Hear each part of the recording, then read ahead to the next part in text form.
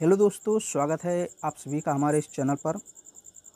दोस्तों, हम लोग पढ़ रहे थे मौर्य साम्राज्य और मौर्य साम्राज्य में मैंने आपको पिछले वीडियो में मौर्यकालीन प्रशासन के बारे में बताया था। तो आज का जो हमारा वीडियो होगा इसमें हम लोग प्रशासन से ही संबंधित एक छोटा सा टॉपिक है, इसको हम देख लेंगे। सैन्य व्यवस्था कैसी थी मौर्यकाल की, न्याय व्यवस्था कैसी थी और गुप्तचर व्यवस्था कैसी थी। ये भी प्रशासन से ही संबंधित है। हालांकि मैं इसके लिए अलग वीडियो बनाता हूँ ताकि जो है वीडियो छोटा छोटा बने और आपको देखने में बोरिंग ना फील हो। छोटा छोटा वीडियो रहता है तो देखने में आसानी होती है, एक एक वीडियो आप कंप्लीट कर लेते हैं जल्दी से। तो ये छोटे छोटे टॉपिक हैं, सैन्य व्यवस्था, न्याय व्यवस्था और गुप्तचर व्यवस्था मौर्य साम्राज्य में कैसी थी। चलिए हम लोग एक एक करके देख लेते हैं। सबसे पहले बात करते हैं मौर्यकालीन सैन्य व्यवस्था। देखिए, मौर्य राजाओं की सेना बहुत संगठित तथा बड़े आकार में व्यवस्थित थी। चाणक्य ने चतुरंग बल का उल्लेख किया है। चतुरंग बल मतलब 4 प्रकार के बल यानी सेना होती थी। एक पैदल, एक घुड़सवार, एक हाथी और एक युद्ध रथ। यानी पैदल सेना, घुड़सवार सेना, हाथी वाली सेना यानी जो हाथी पे बैठी रहती थी, और एक युद्ध रथ होती थी यानी रथों पर सवार सेना। तो 4 प्रकार की सेनाएं होती थी, इसी को चतुरंग बल कहा गया है। और चतुरंग बल जो होता था ये सेना का प्रमुख भाग होता था। मेगास्थनीज की इंडिका के अनुसार चंद्रगुप्त मौर्य के पास 6 लाख पैदल सैनिक थे। ध्यान दीजिए, 6 लाख पैदल सैनिक, 50,000 अश्वारोही यानी घोड़े वाले 50,000, 9,000 हाथी और 800 रथों से सुसज्जित विराट सेना थी। सोचिए, इतनी विशाल सेना, 6 लाख पैदल, 50,000 अश्वारोही, 9,000 हाथी और 800 रथ। इतनी विशाल सेना जिसके पास रहेगी उस पर कौन सा राजा या कौन सा शासक आक्रमण करेगा। और यही कारण है कि जो है कि सेल्यूकस निकेटर चंद्रगुप्त मौर्य से पराजित हो गया था। और इतनी ही सेना लगभग घनानंद के पास थी। घनानंद जो नंद वंश का अंतिम शासक था, उसी के समय सिकंदर ने आक्रमण किया था पश्चिम उत्तर भारत पर, लेकिन जो है कि मगध पर आक्रमण करने से इनकार कर दिया था उसकी सेना ने, क्योंकि उसकी सेना डर गई थी घनानंद की इतनी सेना देख करके।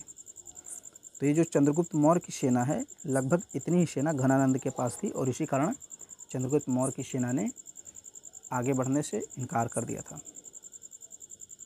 सिकंदर की सेना ने, याद रखिएगा, सिकंदर की सेना ने।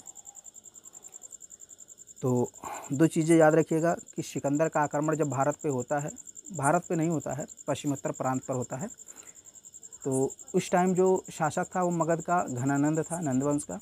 लेकिन जब सेल्यूकस निकेटर हमला करता है भारत पर तो चंद्रगुप्त मौर्य शासन कर रहा होता है। तो दोनों चीज़ें याद रखिएगा, कन्फ्यूज़न हो जाता है। तो सिकंदर ने आक्रमण कब किया और सेल्यूकस ने आक्रमण कब किया, ये चीज़ें आपको याद रखना है। मैं आपको थोड़ा सा यहाँ बता देता हूँ। सिकंदर का जो आक्रमण होता है वो घनानंद के समय होता है 326 ईसा पूर्व के आसपास, 326 ईसा पूर्व के आसपास घनानंद के शासनकाल में। फिर बात करें सेल्यूकस निकेटर, तो ये भी एक यूनानी शासक था और इसका आक्रमण होता है 305 ईसा पूर्व में, और इस टाइम शासक कौन था, चंद्रगुप्त मौर्य। तो याद रखिएगा। तो इतनी सेनाएं थीं, ये आपको पता चल गया। जस्टिन जो है चंद्रगुप्त मौर्य की सेना को डाकुओं का गिरोह कहता है, बहुत ही इंपॉर्टेंट है। जस्टिन ये चंद्रगुप्त मौर्य की सेना को डाकुओं का गिरोह कहता है। कौटिल्य ने सेना को 3 श्रेणियों में विभाजित किया, पुश्तैनी सेना, भाटक सेना और नगर पालिका सेना। तो ये इसकी सैन्य व्यवस्था थी, थोड़ा सा मैंने बता दिया आपको। अब हम इसकी न्याय व्यवस्था के बारे में बात करते हैं कि भाई मौर्य साम्राज्य की जो न्याय व्यवस्था थी वह कैसी थी। तो मौर्य काल में सर्वोच्च न्यायाधीश कौन होता था, सम्राट। अंतिम न्यायालय, अंतिम न्यायाधीश इसको बोला जाता था। ग्राम सभा सबसे छोटा न्यायालय था, जहाँ ग्रामणी या ग्राम वृद्ध अपना निर्णय देते थे। और ग्राम से बड़ा क्या होता था, संग्रहण, फिर द्रोणमुख, फिर स्थानीय, जनपद न्यायालय होते थे। यानी कि ग्राम न्यायालय से बड़ा संग्रहण न्यायालय, संग्रहण न्यायालय से बड़ा द्रोणमुख न्यायालय और द्रोणमुख न्यायालय से बड़ा स्थानीय, स्थानीय से बड़ा जनपद, इस तरह से होता था। अर्थशास्त्र में दो प्रकार के न्यायालयों की चर्चा की गई है, एक धर्मस्थीय न्यायालय और एक कंटक शोधन न्यायालय। धर्मस्थीय न्यायालय के द्वारा दीवानी अर्थात स्त्री धन विवाह संबंधी विवादों का निपटारा होता था। यानी जो धर्मस्थीय न्यायालय था या दीवानी न्यायालय था, जैसे उत्तराधिकार संबंधी कोई विवाद हो गया, विवाह, तलाक, इन सब से संबंधित जो भी विवाद था वो धर्मस्थीय न्यायालय देखता था। और इसका जो न्यायाधीश होता था उसको व्यवहारिक कहते थे, मैंने आपको पिछले वीडियो में बताया है। जबकि जो कंटक शोधन न्यायालय था ये एक प्रकार से फौजदारी न्यायालय था और इसका जो प्रमुख होता था वो प्रदेष्टा कहलाता था और वो हत्या, चोरी, डकैती, मारपीट जैसी समस्याओं का निपटारा करता था। तो इतना आपको याद रखना है। न्याय व्यवस्था में सर्वोच्च कौन होता था? सम्राट। जैसे आज सुप्रीम कोर्ट सर्वोच्च है वैसे पहले सम्राट सर्वोच्च होता था। मौर्यकालीन गुप्तचर व्यवस्था, तो गुप्तचर भी होते थे। गुप्तचर से संबंधित विभाग को क्या कहा जाता था? महामात्याप सर्प कहा जाता था। ये एक विभाग था जो गुप्तचर विभाग था। जैसे आजकल बहुत सारे गुप्तचर विभाग होते हैं, हर एक देश का अपना होता है। रॉ हो गया हमारे यहाँ, चुपके से कोई चीज़ सूचना प्राप्त कर लेना,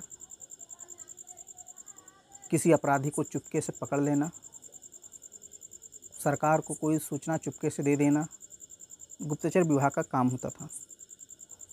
अर्थशास्त्र में गुप्तचरों को गूढ़ पुरुष कहा गया है। इसके प्रमुख अधिकारियों को सर्प महामात्य कहा गया है। अर्थशास्त्र में दो प्रकार के गुप्तचरों का वर्णन है। एक गुप्तचर संस्था कहलाता था जो संगठित होकर कार्य करते थे, तथा दूसरा जो होता था वो संचरा कहलाता था जो घुमक्कड़ होते थे। तो दो प्रकार के गुप्तचर थे अर्थशास्त्र के अनुसार, संस्था और एक संचरा। तो संस्था गुप्तचर जो होता था ये संगठित होकर कार्य करता था और जो संचरा था ये घुमक्कड़ था, यानी इधर उधर से सूचनाएं इकट्ठा करता था।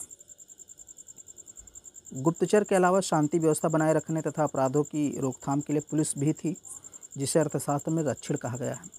तो अर्थशास्त्र में पुलिस के लिए कौन सा शब्द आया है? रक्षिण। तो ये था आपका जो गुप्तचर व्यवस्था, और इसके पहले मैंने प्रशासनिक व्यवस्था पढ़ा ही दिया है। तो मैंने बताया था ये भी प्रशासन से ही संबंधित था। तो आपका जो प्रशासन था एक प्रकार से पूरा समाप्त हो गया। आगे हम लोग सामाजिक धार्मिक स्थिति के बारे में बात करने वाले हैं। तो ये जो PDF है आपको टेलीग्राम चैनल पे मिल ही जाएगा। मैंने आपको सारे वीडियोस में लगभग बता दिया है। अगर वीडियो आपको पसंद आ रहा है तो उसको लाइक ज़रूर कीजिए। हमारे चैनल पे पहली बार आए हैं तो चैनल को सब्सक्राइब भी कीजिए, और आपको किस टॉपिक पे वीडियो चाहिए कमेंट बॉक्स में लिख भी दीजिए।